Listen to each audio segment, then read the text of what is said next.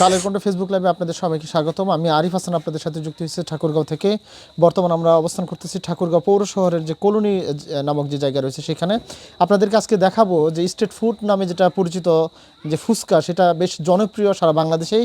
বিশেষ করে নারী যারা রয়েছে তাদের কাছে কিন্তু এই খাবারটা সবথেকে বেশি প্রিয়। এবং আজকে আমরা মূলত ফুচকা যে খাবারটা রয়েছে সেটা কিভাবে তৈরি হয়, বিশেষ করে ঠাকুরগাঁও অস্বাস্থ্যকর পরিবেশে যে তৈরি হচ্ছে সেটা আপনাদেরকে সরাসরি দেখাবো।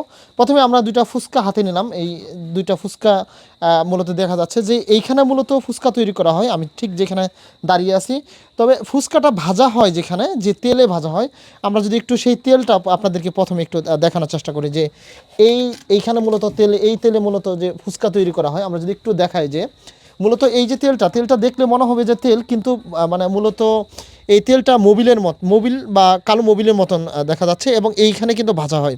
আমরা যদি আরেকটু দেখানোর চেষ্টা করি যে মূলত এই যে দেখেন, আপনারা দেখতেছেন যে এই যে তেল, এবং এটা দিয়ে কিন্তু উঠানো হয় এই যে ফুচকা ভাজার পরে, এবং মানে ধরতেই যে নোংরা, বোঝা যাচ্ছে যে এত নোংরা। এবং যেখানে তৈরি করা হয় মূলত এখানে প্রত্যেকটাই তৈরির যে সরঞ্জাম রয়েছে, প্রত্যেকটা সরঞ্জাম অত্যন্ত নোংরা পরিবেশ, এবং এইখানকার পরিবেশ এবং তৈরি যা রয়েছে খাবার পুরোপুরি অযোগ্য। বসুন্ধরা ডায়াপেন্ট এখন আরও উন্নত। এই হট এয়ার থ্রো টপ শীত দ্রুত শোষণ করে সোনামণিকে দেয় কোমল অনুভূতি। এভাবে কিন্তু তৈরি করা হচ্ছে এবং এভাবে কিন্তু বিক্রি হচ্ছে। আমরা যে তৈরি করা হচ্ছে একটু যদি রুমে আমরা দেখানোর চেষ্টা করি যে মূলত তারা তৈরি করে এখানে রাখা হয় এই রুমে। আমাদের খবর শোনার পরেই তারা যখন জানতে পারে যে আমরা আসছি, তখনই কিন্তু তারা এখানে মূলত তালা দিয়ে পালিয়ে যায়। ভিতরে কিন্তু এখানে ফুচকা রাখা হয়েছে, এছাড়াও আরও ভিতরে কিন্তু অনেক বেশি ফুচকা যারা তৈরি করছে তারা কিন্তু সেখানে রাখা হয়েছে। এতে করে এই স্ট্রিট ফুড এটা যারা বেশ জনপ্রিয়, বিশেষ করে বাচ্চা এবং নারী যারা রয়েছে তারা খাওয়ার পর কিন্তু বিশেষ করে অসুস্থ হয়ে যাচ্ছে। আমরা এইখানকার যে পরিবেশ, এই পরিবেশের যে কিছু ছবি আমরা ডাক্তারকে পাঠিয়েছিলাম, তারা আমাদেরকে যেমনটা জানিয়েছে যে এইখানকার যে অবস্থা, অর্থাৎ যে নোংরা পরিবেশে যে ফুচকা তৈরি করা হচ্ছে, এগুলো যদি সাধারণ মানুষ খেয়ে থাকে তাহলে কিন্তু অসুস্থ হবে, এবং বিভিন্ন ধরনের রোগ যে রয়েছে শরীরে, বিভিন্ন ধরনের রোগ কিন্তু বাধার সম্ভাবনা সবথেকে বেশি রয়েছে।